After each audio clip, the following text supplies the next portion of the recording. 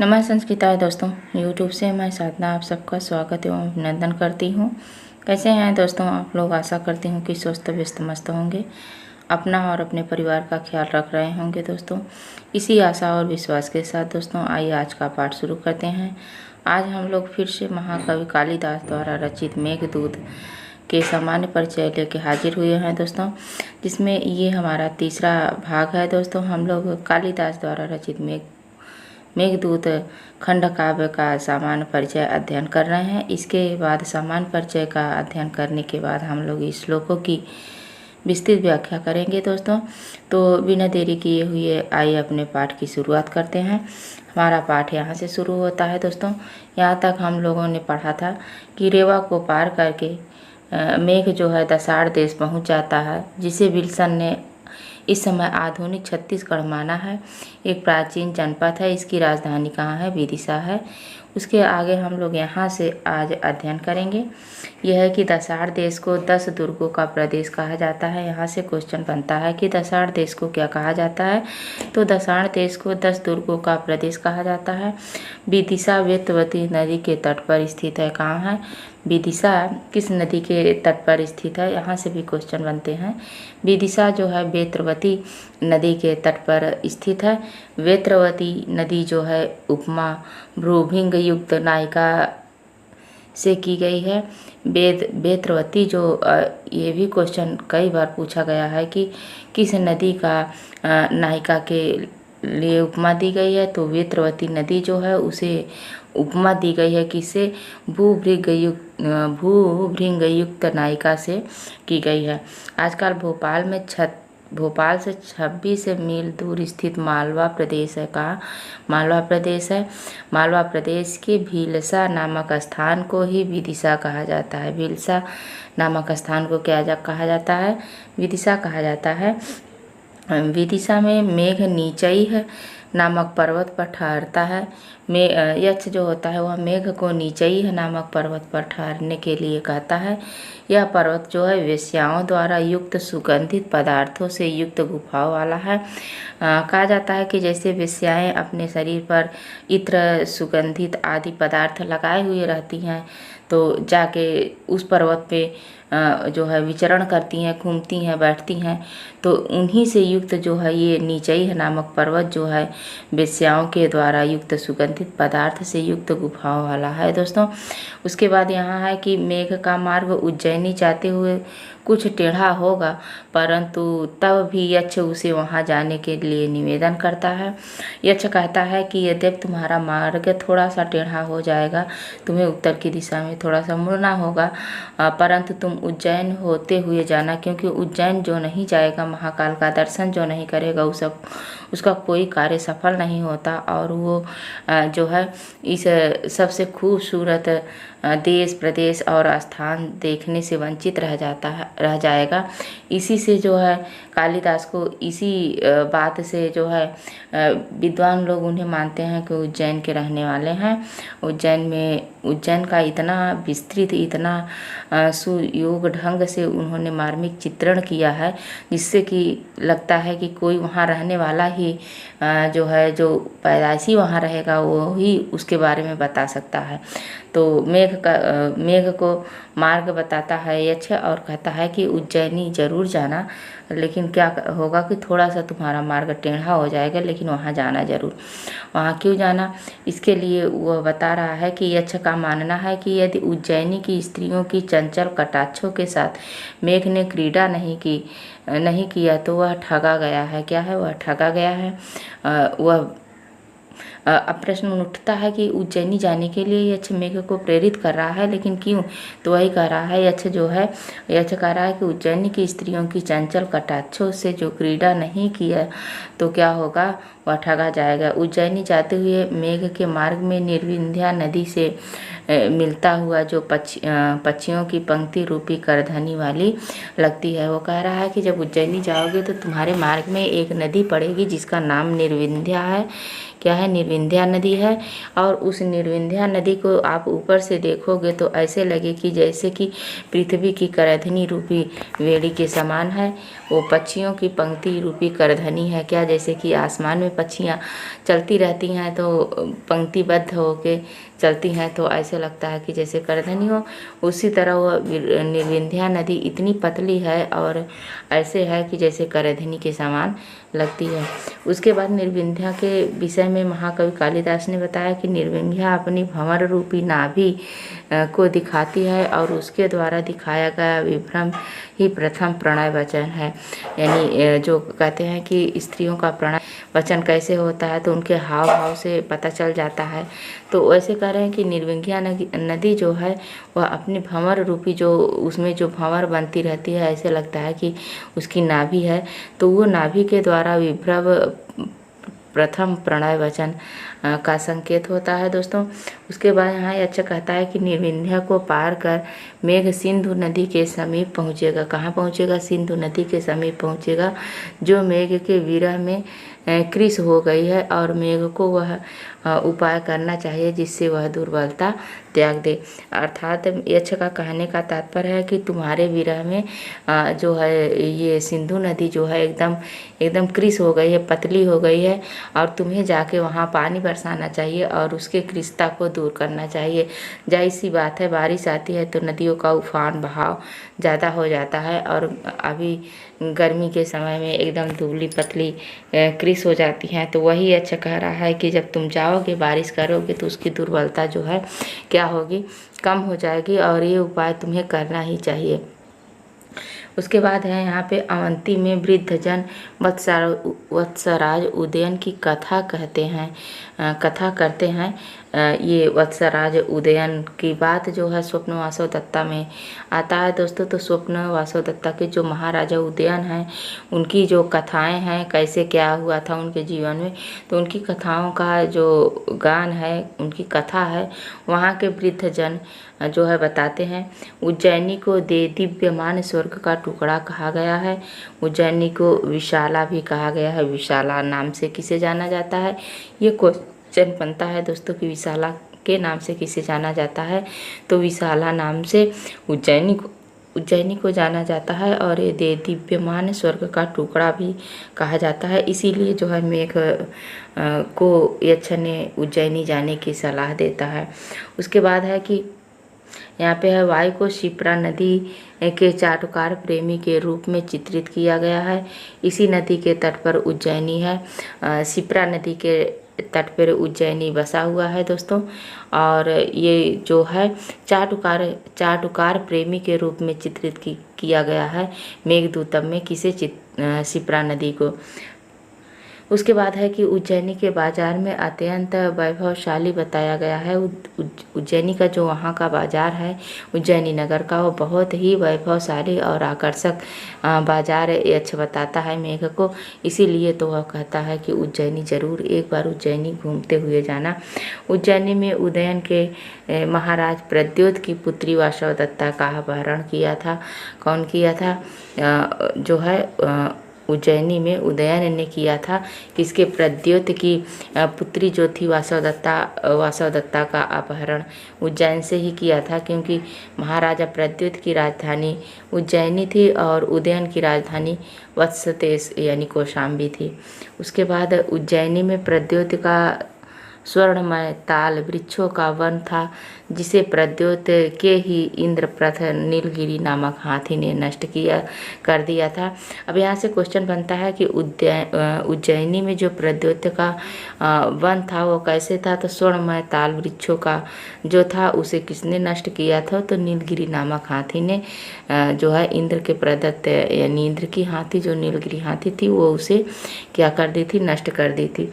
उसके बाद यहाँ है कि दोस्तों अलकापुरी के घोड़े पत्तों के समान श्याम वर्ण के हैं और वहाँ के योद्धागण रावण के तलवार से किए गए घाव के निशान को ही आभूषण मानते हैं। क्या है? घाव के निशान को आभूषण मानते हैं। जो अलकापुरी के वो थे, यहाँ के वो योद्धागण थे, वो रावण से जो युद्ध किए थे भगवान राम के साथ जाके, जब सीता को रावण ने हर ले गया था, तो भगवान राम जो गए थे वहाँ पे रावण के साथ युद्ध हुआ था, तो उसमें जो रावण के सेना से और भगवान राम की सेना से जो युद्ध हुआ था, उस युद्ध में जो काफ़ी लोग मरे होंगे दोस्तों। उसके बाद जो जिंदा रह गए थे, कुछ लोग घायल हुए होंगे। तो वही कह रहे हैं कि योद्धा अगर रावण के तलवार से घाव के निशान को अपना आभूषण मानते हैं, तो जो घाव बन गए थे उसके निशान अभी तक वहाँ पे बने हुए हैं उन्हें, तो उनसे उन्हें बहुत गर्व महसूस होता है कि हम रावण से लड़ने गए थे और वहाँ हमने वीरता पाई थी, और उसी वीरता का ये हमारे निशान है, तो उसे आभूषण के रूप में मानते हैं। उसके बाद है कि महाकाल के उद्यान गंधवती नदी के वायु से कंपित होते हैं। जो वहाँ महाकाल का उद्यान है, महाकाल के मंदिर उज्जैनी में है। महाकाल का जो उद्यान है उसमें जो गंधवती नदी है, गंधवती नदी के युद्ध से कंपित होते हैं।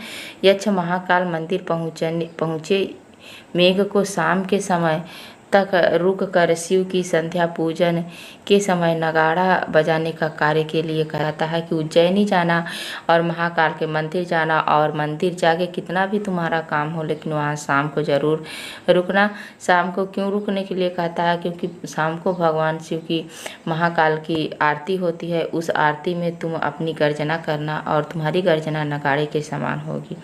मेघ के सायकालीन जपा कुसुम के समान लाल रंग की कांति से ऐसा प्रतीत होता है जैसे उसने भगवान शिव की गजासुर के काले चर्म का धारण करने की इच्छा पूरी कर दी है। और ये भी समझाता है कि अगर तुम जाओगे इसकी शाम के समय जो तुम्हारा दृश्य होगा उससे ऐसे लगेगा कि जैसे भगवान शिव स्वयं अपने ऊपर जो है चर्म धारण कर लिए हैं। ये कह रहे हैं ना कि शाम के सायकालीन जपा कुसुम के समान लाल रंग के, जब शाम को समय सूर्य डूबने लगता है तो जो लालिमा होती है, तो कह रहा है कि जो लाल रंग की कांति ऐसा प्रतीत होगा कि जैसे भगवान शिव की गजासुर काले चर्म का धारण करने की इच्छा पूरी हो गई है। उसके बाद मेघ कह रहा है कि यक्ष कह रहा है कि हे मेघ, उज्जैनी के महल की छतों पर रात्रि व्यतीत करना, क्योंकि वहाँ की जो वातावरण है, वहाँ की जो छतें हैं, वहाँ जो है तुम रात भर रुकना। क्यों रुकना उसके बारे में बता रहा है कि उज्जैनी के पश्चात मेघ के मार्ग में गंभीरा नदी आएगी। कह रहा है कि वहाँ रात को रुकना, और रुकने के बाद जो है ये हम लोग मोटा मोटा सामान्य परिचय देख रहे हैं दोस्तों। उसके बाद विस्तृत अध्ययन हम लोग इस श्लोकों में करेंगे, तो एक एक शब्दों का अर्थ आप लोगों को समझाएंगे। तो करो उज्जैनी के पश्चात मेघ के मार्ग में गंभीरा नदी आती है। जो ये श्लोक है, ज्ञाता स्वादो विभ्रीत जगह नाम को विहातुम समर्थ, प्रसिद्ध सुक्ति गंभीरा नदी के वर्णन में आता है। क्या है? गंभीरा नदी के वर्णन में आता है। तो वहाँ पे ज्ञाता स्वादो विपरीत जगह नाम को विहातुम समर्थ, तो कह रहे हैं कि जिसकी जांघ खुली है और ऐसे नायक जो अपनी नायिका को खुली हुई जांघ को देखेगा तो वो ऐसे उसे छोड़ के जाने में कौन प्रसिद्ध होगा। ये प्रसिद्धि जो है सुक्ति जो है गंभीरा नदी के विषय में कही गई है। उसके बाद यहाँ पे है कि यक्ष जल को गंभीरा का वस्त्र, किनारों का नितंब तथा वेद की शाखाओं को उसका हाथ बताता है। क्या बताता है? कि जो जल को गंभीरा नदी का वस्त्र बताता है। जब जल कम हो गया है तो उसके जो है जंघा तक यानी उसकी जांघ खुल गई है। किनारों को नितंब तथा वेद को उसकी शाखाओं का हाथ बताता है। जंगल के गूलरों को पकाने वाली वायु देवगिरी के मार्ग में बहती हैं। देवगिरी पर्वत पर स्वामी कार्तिकेय का, अच्छा यहाँ पे है देवगिरी में निवास करने वाले स्वामी कार्तिकेय जो भगवान शिव और पार्वती के पुत्र हैं। कार्तिकेय गणेश के बड़े भाई कार्तिकेय हैं, जिनका वाहन मयूर है और उन्हें स्कंद भगवान के नाम से भी जाना जाता है दोस्तों। उसके बाद यक्ष कहता है मेघ से कि महाराजा रंती देव का यश रूपी चर्मवती चंबल नदी, उस समय चर्मवती नदी यानी चंबल नदी को चर्मवती कहा गया था, और किसे? महाराजा रंती देव का यश रूप चर्मवती नदी पार करके मेघदसपुर की स्त्रियों की उत्सुकता के विषय बनेगा। क्या बनेगा? उत्सुकता के विषय बनेगा। मेघ यक्ष कहता है कि जब तुम वहाँ पे जाओगे तो ये चिलचिलाती धूप में जब उनके ऊपर तुम छाया करोगे तो वो अपने बालों को हटा के ऊपर मुख करके तुम्हें देखेंगी, बड़ी उत्सुकता के साथ देखेंगी। मेघ आ गया है क्योंकि वहाँ उनके जो प्रेमी होते हैं परदेश गए होते हैं, तो मेघ के आने पर उन्हें वापस लौटने की जो उत्सुकता होती है, उस उत्सुकता के विषय तुम बनोगे। कौन? मेघ बनेगा। 10 पुर से बढ़ते हुए मेघ ब्रह्मावर्त प्रदेश होता हुआ महाभारत की युद्ध भूमि कुरु प्रदेश पहुँचेगा। तो वही कह रहा है कि फिर जाओगे तो क्या होगा कि 10 पुर से बढ़ते हुए जब तुम और आगे जाओगे तो जो कुरु प्रदेश पड़ेगा, जहाँ पे महाभारत का युद्ध हुआ था, वो प्रदेश तुम्हें पड़ेगा। मेघ को जो है यक्ष मेघ को मार्ग बता रहा है कहाँ अलकापुरी जाने का। उसके बाद कह रहा है कि बलराम महाभारत के युद्ध से विमुख रहे हैं, क्योंकि कहा जाता है कि जब महाभारत के युद्ध हो रहा था तो बलराम तीर्थ यात्रा पर गए थे। वही कह रहा है कि बलराम महाभारत के युद्ध से विमुख रहे। उनकी पत्नी रेवती, बलराम की पत्नी का नाम रेवती है। आँखों की उपमा सरस्वती नदी से की गई है दोस्तों। लांगली बलराम का नाम है। लांगली यहाँ बलराम को लांगली के नाम से संबोधित किया जाता है। और उसके बाद सरस्वती नदी के जल का सेवन करके अंदर से पवित्र मेघ वर्ण मात्र से श्याम रह जाएगा, बाकी बलराम की तरह उसका जो है गोरा बदन हो जाएगा। बलराम ने भी इसका जलपान किया था।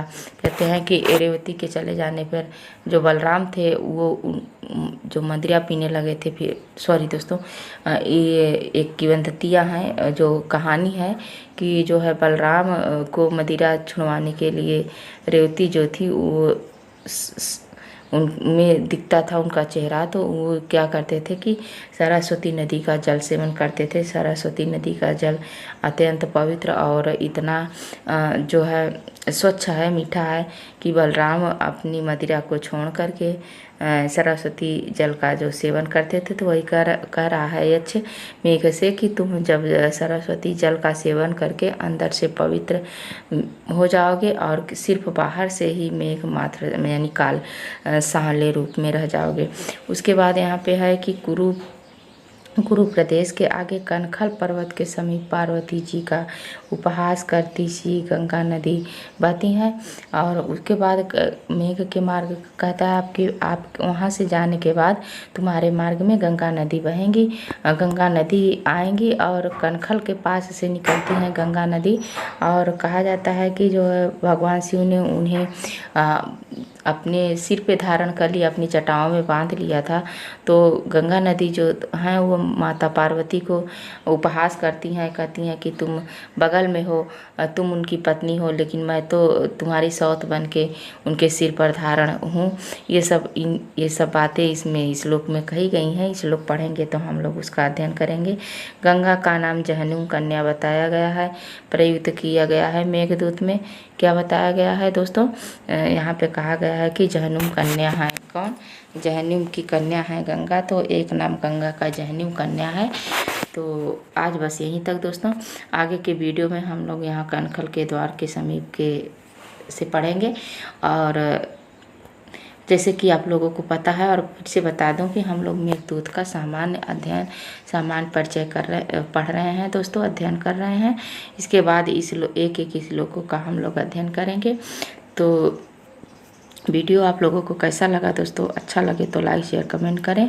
और जो नए साथी हों, वीडियो को अभी तक सब्सक्राइब न किए हों चैनल को, तो सब्सक्राइब करें और अपनी तैयारी को बरकरार रखें दोस्तों। इन्हीं कामना के साथ नमः संस्कृताय दोस्तों। धन्यवाद।